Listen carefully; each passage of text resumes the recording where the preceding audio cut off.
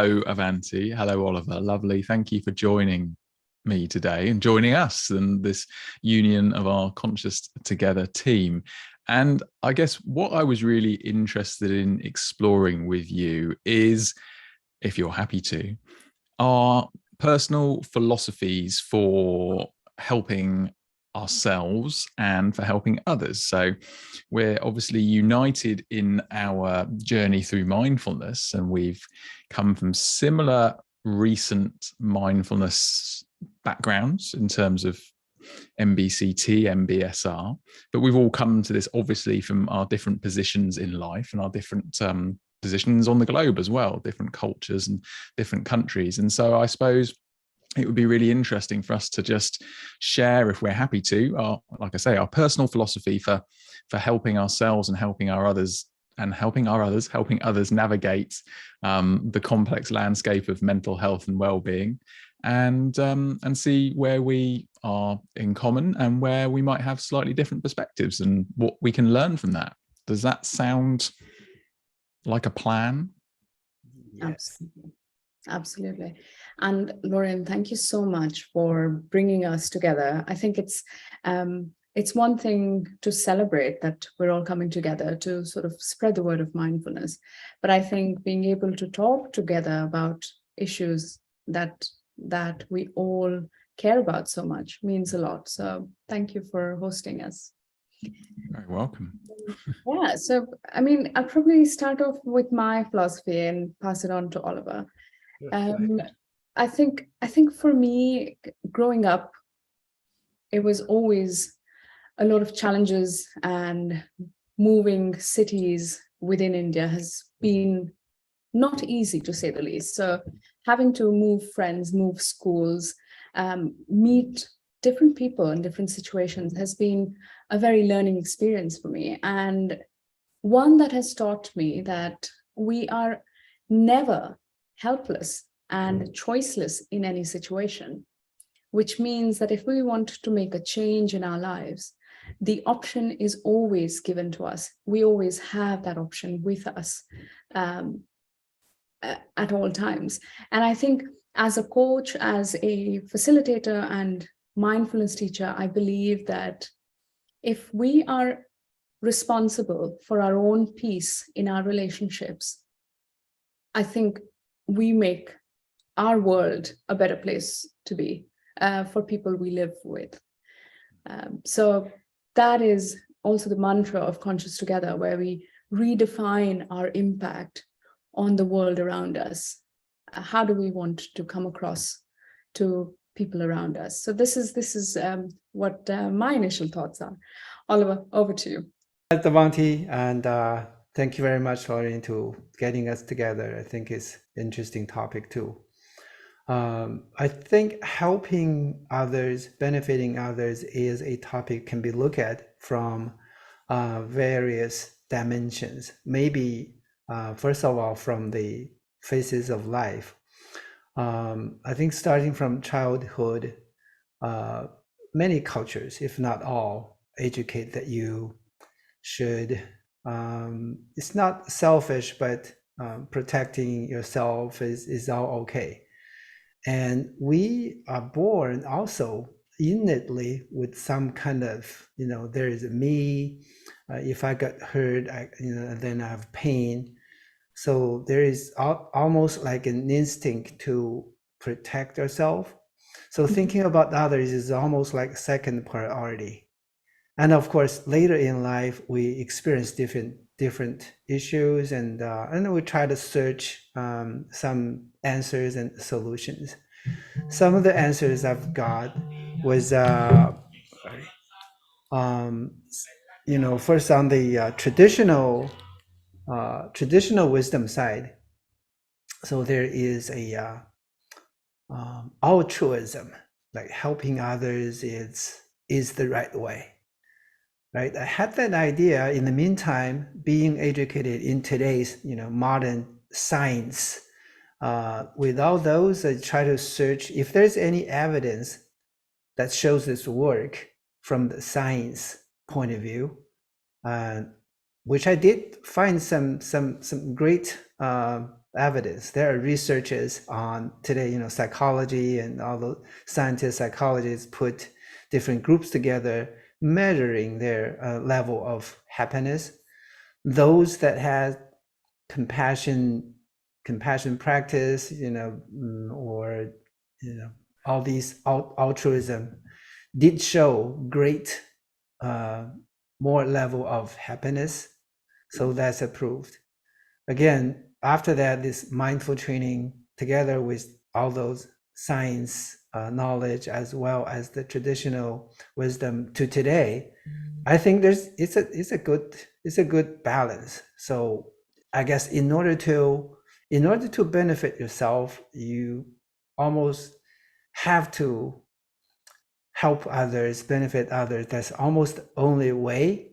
And in the meantime, it happened the same time. So others and self receive those benefits all the same time.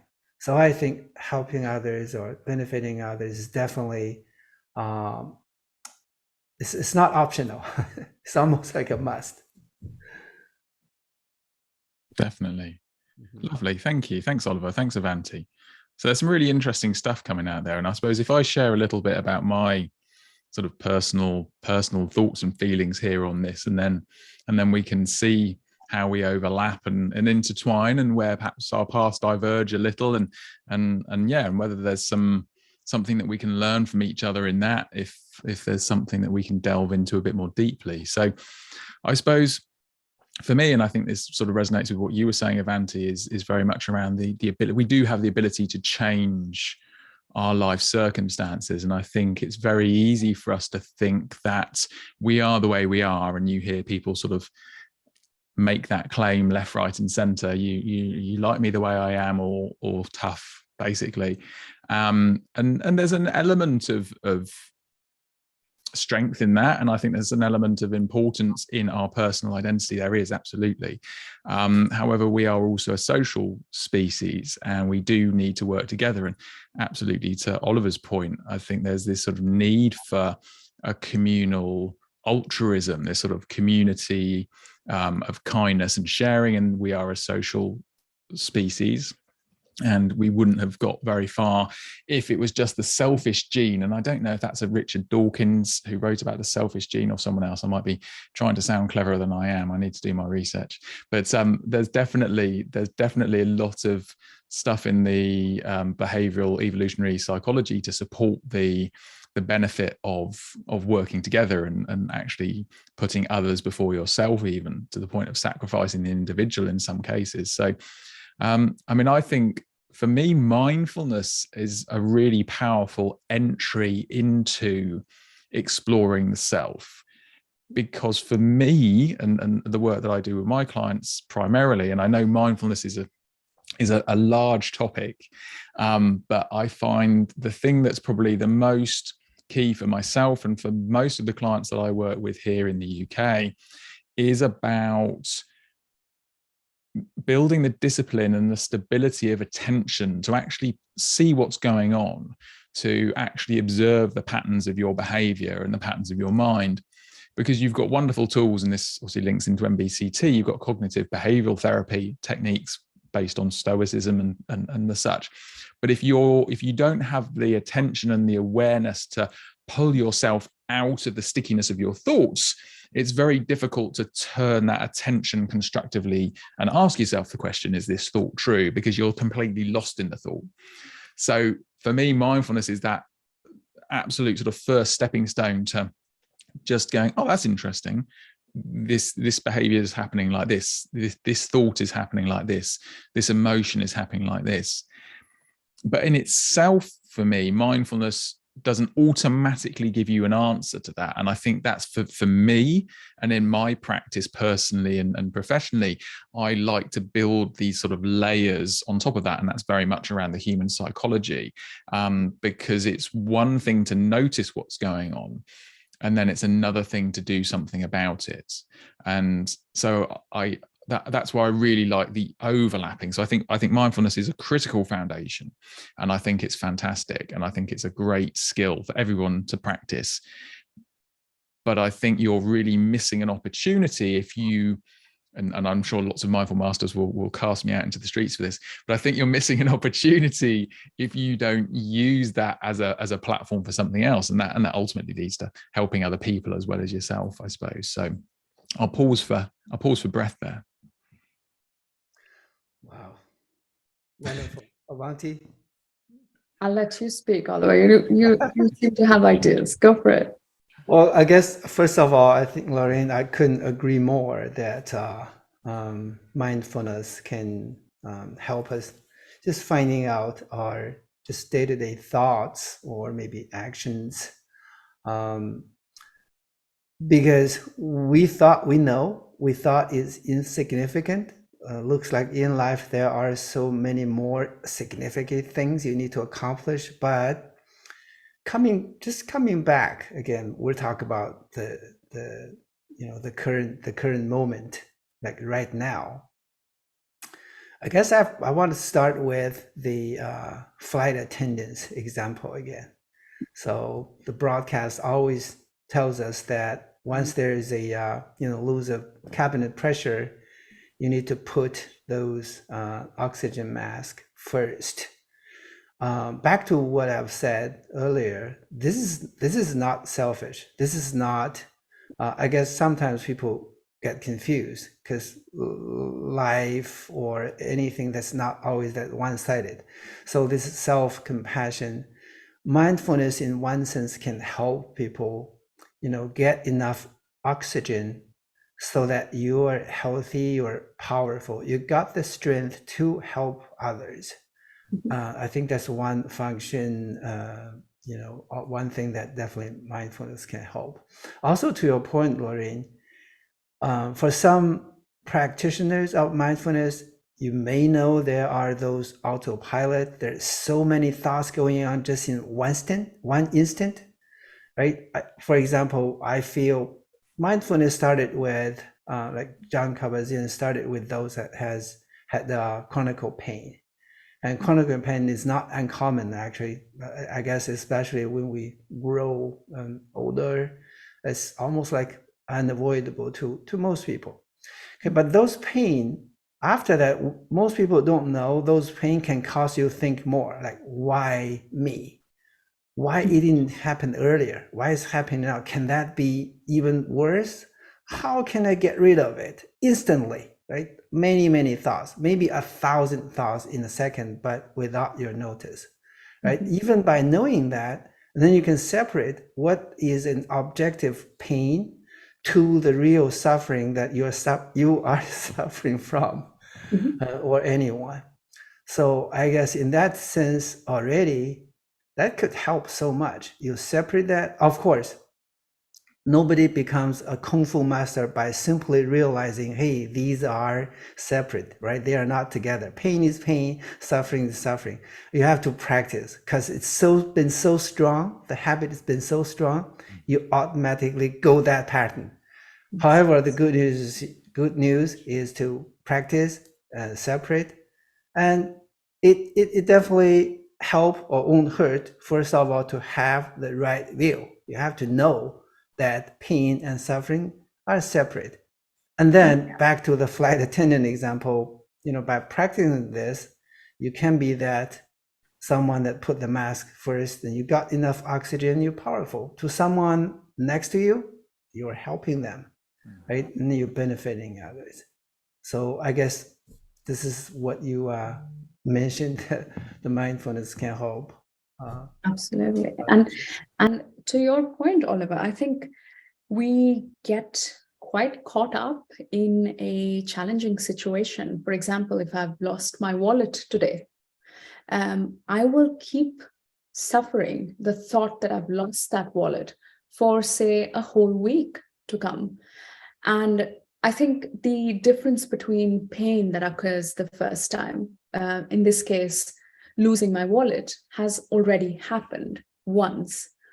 But what we choose to do is we keep thinking about, oh, I really miss that wallet. Where did I lose it? How could I do it? This is the third time I have done it.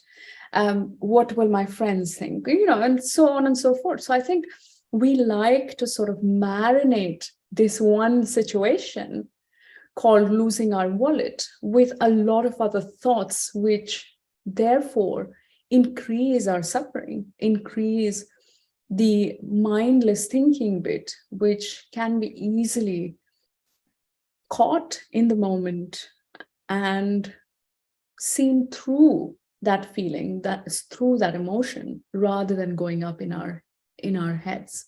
And I think that is a tool I found very powerful within the mindfulness realm, where it is able to differentiate between the situation that has occurred and how I could worsen it by repeatedly thinking about that situation. So that is how I see mindfulness bringing quality of life for us. Yeah.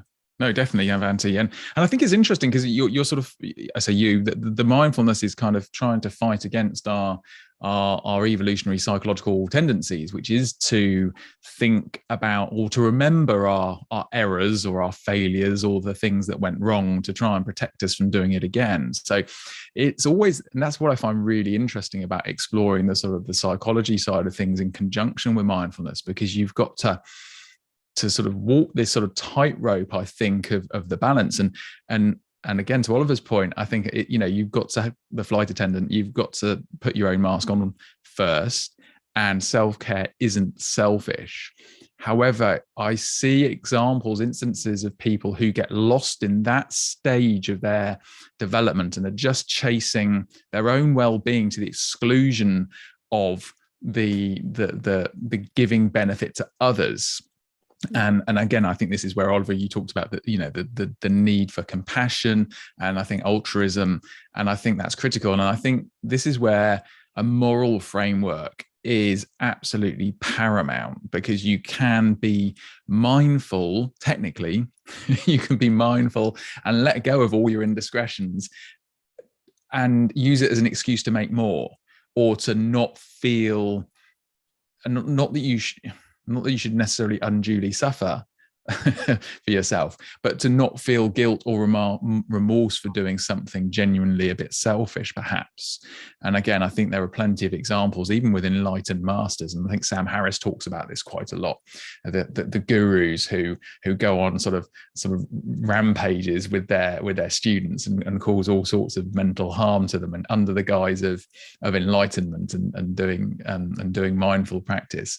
So I think that's it's really paramount that when we're teaching mindfulness and when we're helping people with mental health challenges in the world, it's about finding that ethical framework to underpin it for them. That's certainly something I do a lot of thinking about. Anyway, I don't necessarily have an answer for everything. It's complicated, of course. Ethics is inherently complicated, I suppose, and ethics depends on where you are to a point in the world and what your culture is and what the survival threats to you are. I think there's a lot of complicated factors that we like, particularly in the West, when we're in our comfortable ivory towers.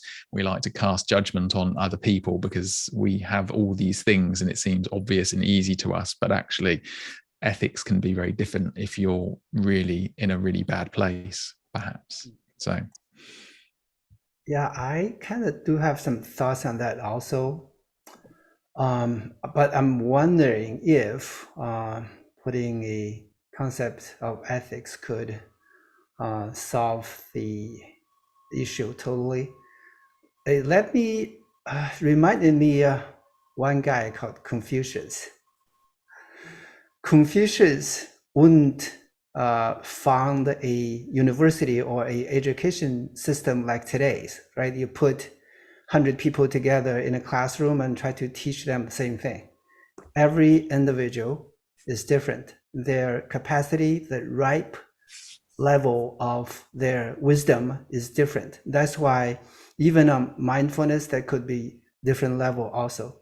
To your point, if the flight attendant example, it's someone that in his or her age or her level of ripeness is needed, I think they need to receive this kind of education first, and then maybe then grow to more of a benefiting others or more altruism.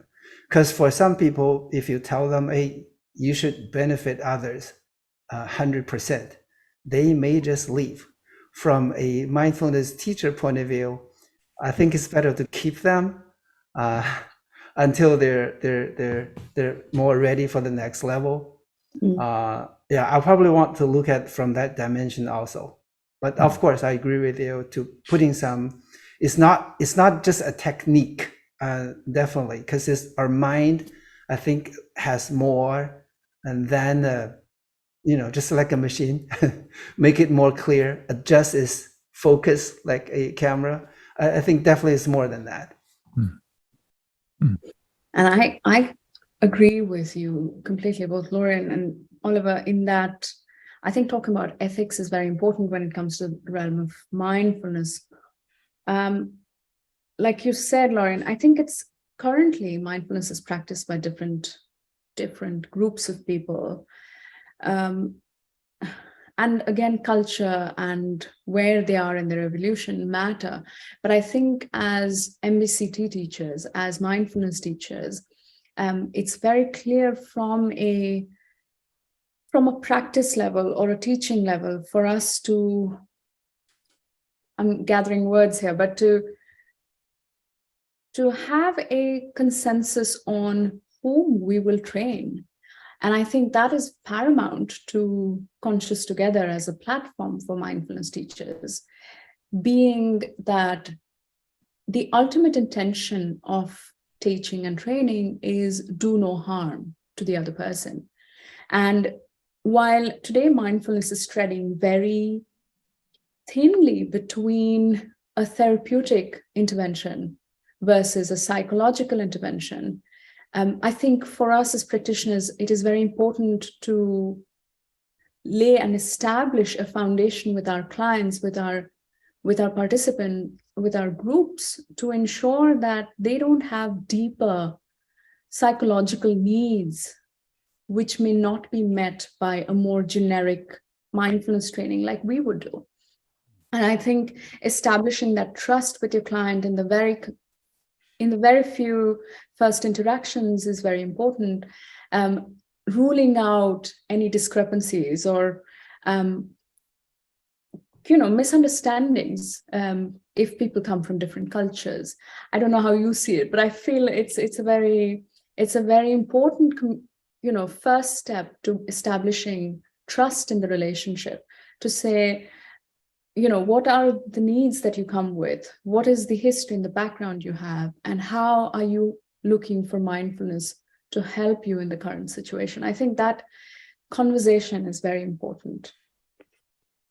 Yeah, and I'd agree, and I think but it's a difficult one to have sometimes, because it's not it can feel a difficult one to have, because you want to help people and you know that you can.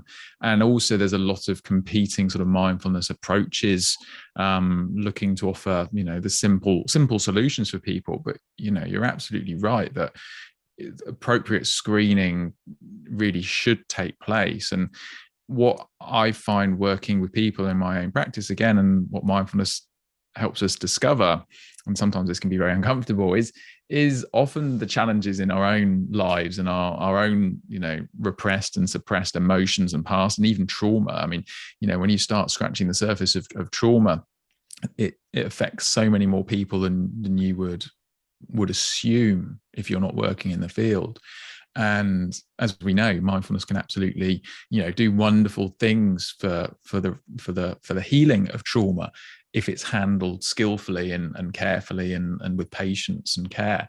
And I think that's the danger, isn't it? If you don't have that relationship with your clients, if you haven't built that relationship, if you haven't been diligent enough in your screening process, just trying to take them into the process gently, then it can be a very challenging experience for them, and it can uncover things that they are perhaps not ready to face, or even knew that were hidden. That's the other interesting thing, isn't it? Particularly again with trauma, it can be so repressed that people have no conscious recollection until they start perhaps doing some meditation practices and start feeling really strange and uncomfortable. So these there's definitely some some interesting things to try and navigate there. Not wanting to put the audience off, of course, because mindfulness is really fantastic, but you might just need to take it a little bit more gently than you might assume.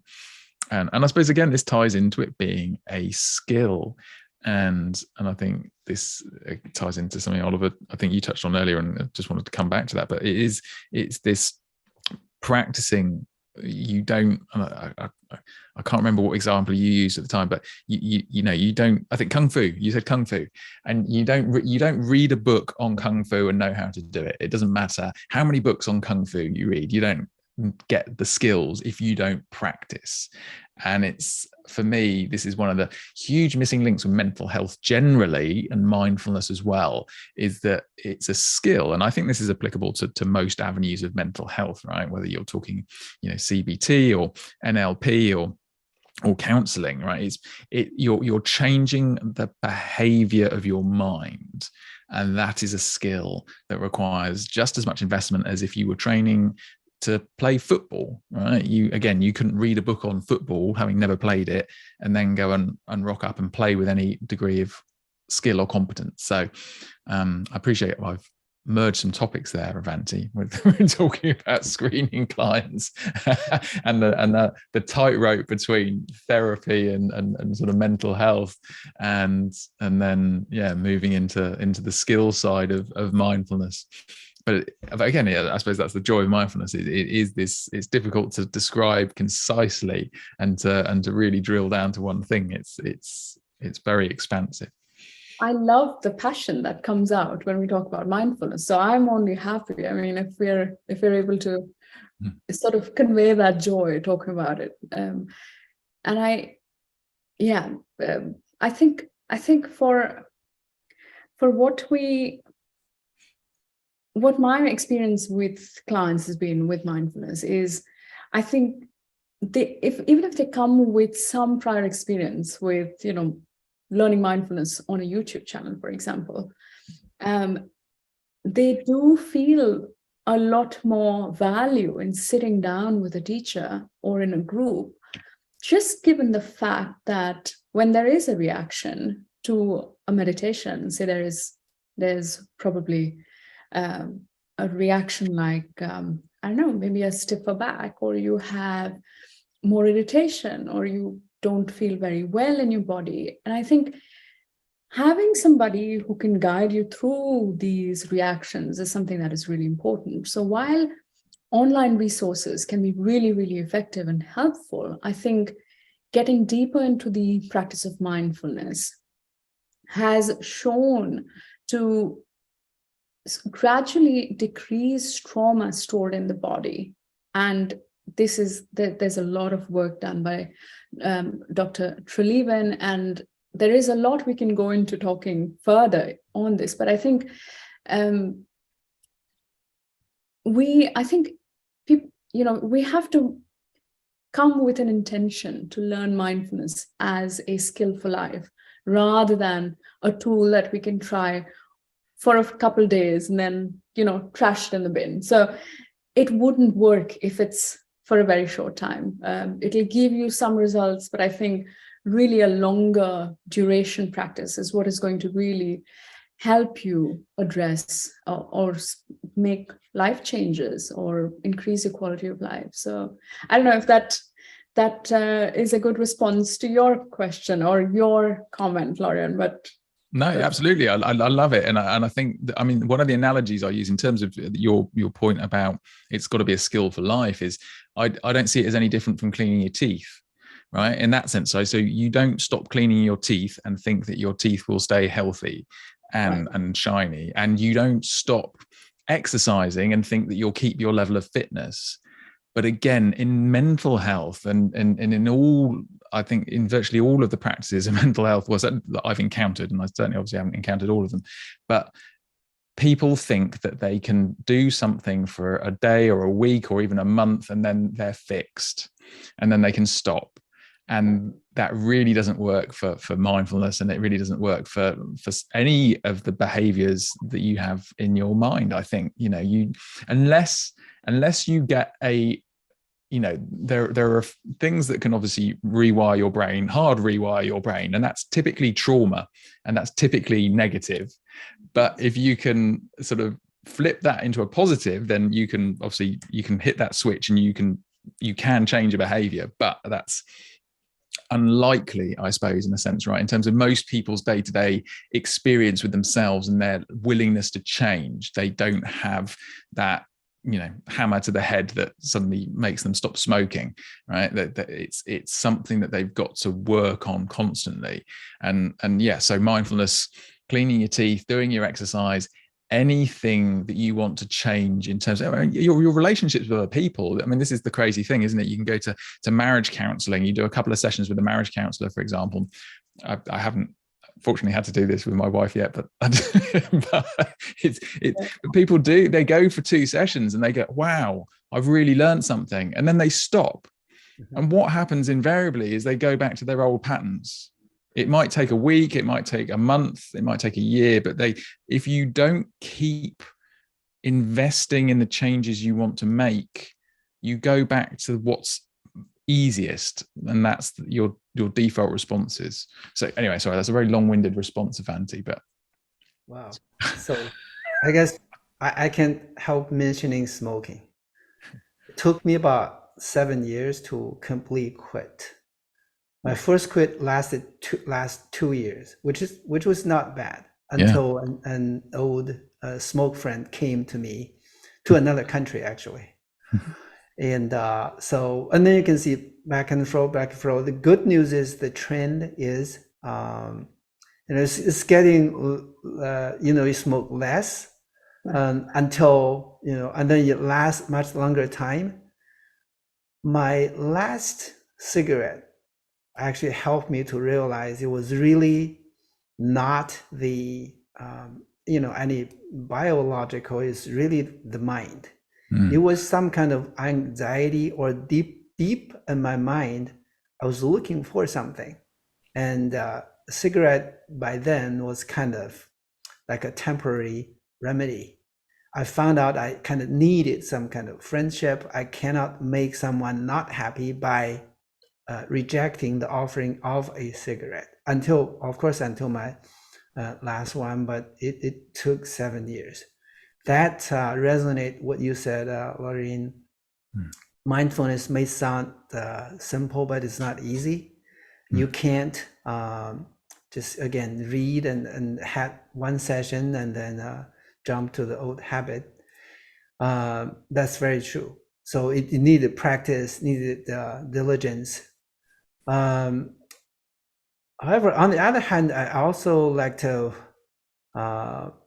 you see, it's the mind. Once that moment, for example, when we were in that session of marriage counseling, what we're thinking about? We actually were thinking about, hey, let's fix this quickly. Let's do the thing that I like. Unfortunately, all those things that I'm in favor, again, is nothing more than bad habits. So I guess back to mindfulness, if we realize what we were thinking, right?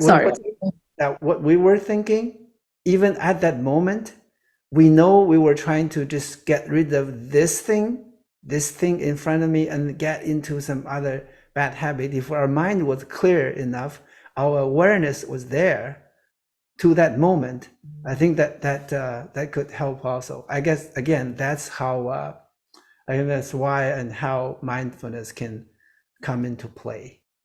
I was saying to Oliver's point, I think the motivation for us to change our habits need to be really, really big. And this is a source that unfortunately I cannot name at this point.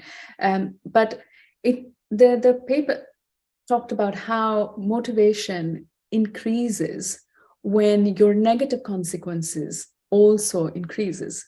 So the more you can see your habit creating difficulties or challenges for you, the better motivated you are to change it. So I think it is all of us psychologically as human beings, like you mentioned, Lorien, we feel more secure keeping our habits the same. remaining the same, not making any changes, because change is scary. But at the same time, when we realize that the consequences of of us not changing are so high that the only way out is to change, and it takes us humans a while, but I think we're all similar in that sense. So I wouldn't say that we're not trying to make a change or it's not our intention, but I think the urge is not strong enough to actually break that habit. So, yeah.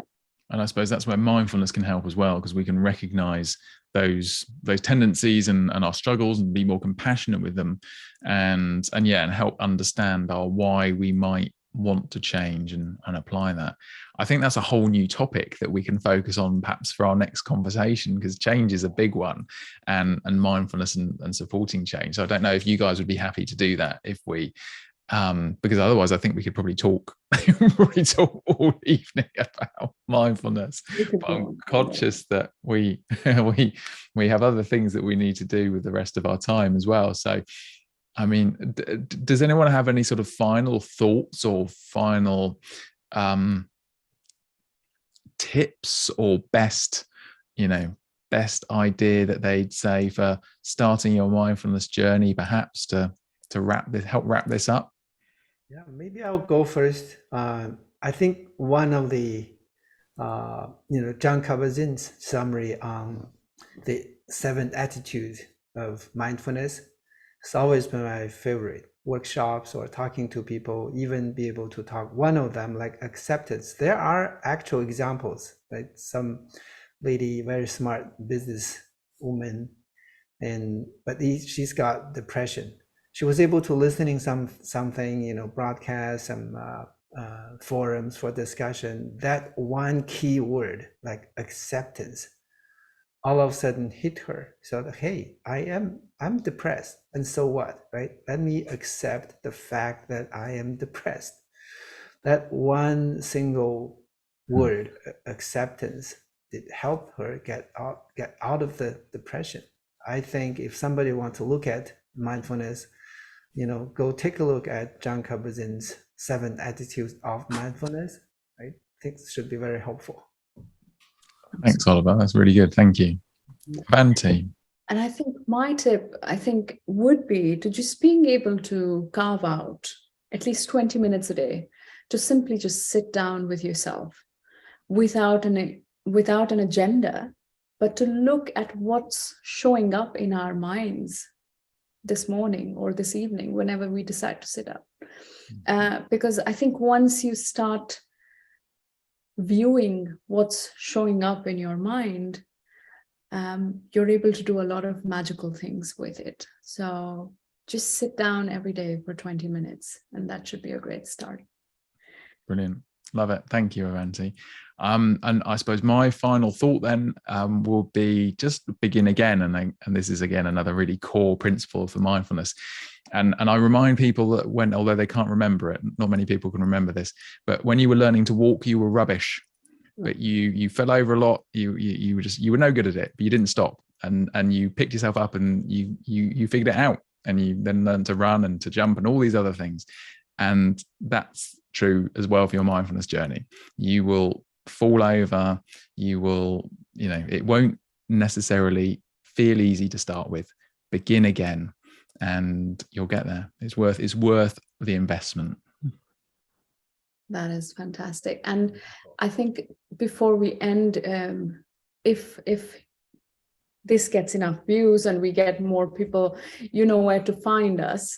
You'll find our contact down in the link, or we'll put a bit of information up for you. Let's do that. That sounds like a splendid plan. Yes, we'll have the links in the bio for the Conscious Together website, and for our individual bios on the social media channels, should you want to connect with us.